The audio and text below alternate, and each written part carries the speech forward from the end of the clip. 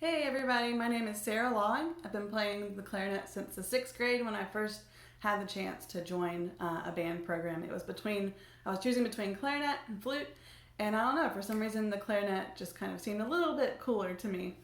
No offense, flute players.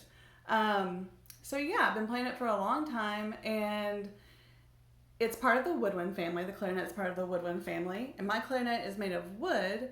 But if you're starting out on a beginner's instrument, it might be made of plastic or a resin combination material, and that's fine, especially if you're just starting out. Sometimes it's even easier to get a sound on those things.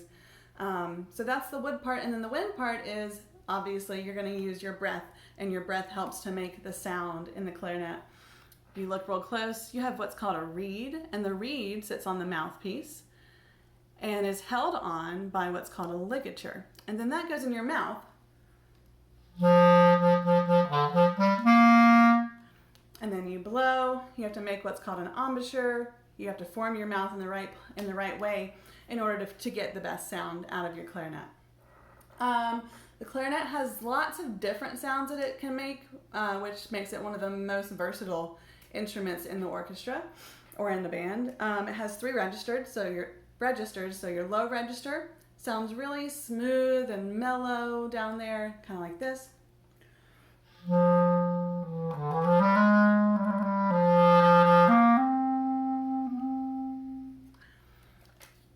I like that register the best. And then the middle register is kind of your typical clarinet sound. You've probably heard it before.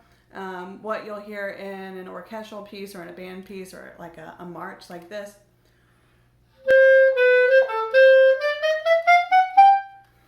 Like that. And then in the higher register, the upper register, it's pretty hard to get notes out there, and you won't have to worry about that for a little while. But the clarinet can go really high, and it gets pretty squeaky and pretty shrill, so you have to be really good.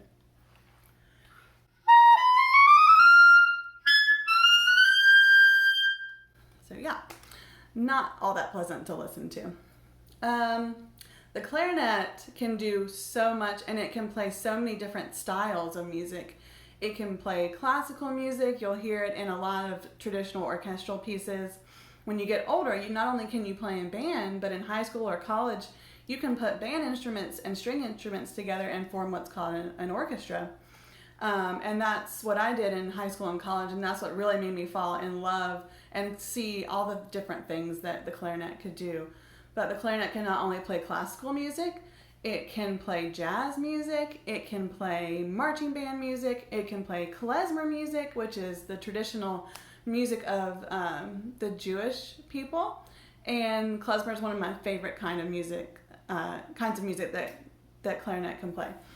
When you're first starting out, some things that I'll warn you about is it can be pretty frustrating to get a good sound out.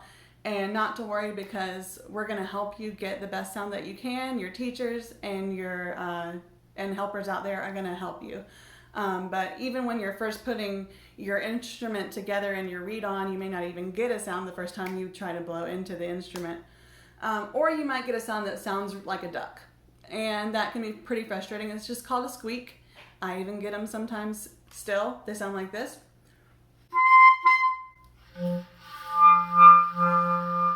So yeah, that's not the sound we want to get on the clarinet, but it's going to happen, guaranteed.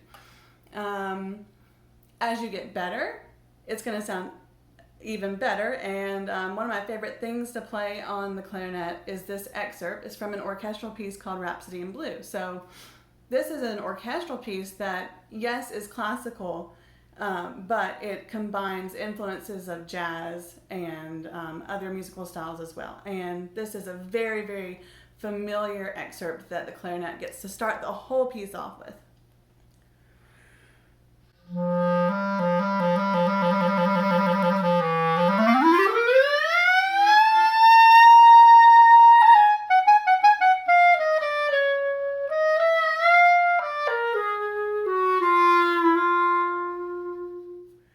So yeah, that's a little intro to the clarinet.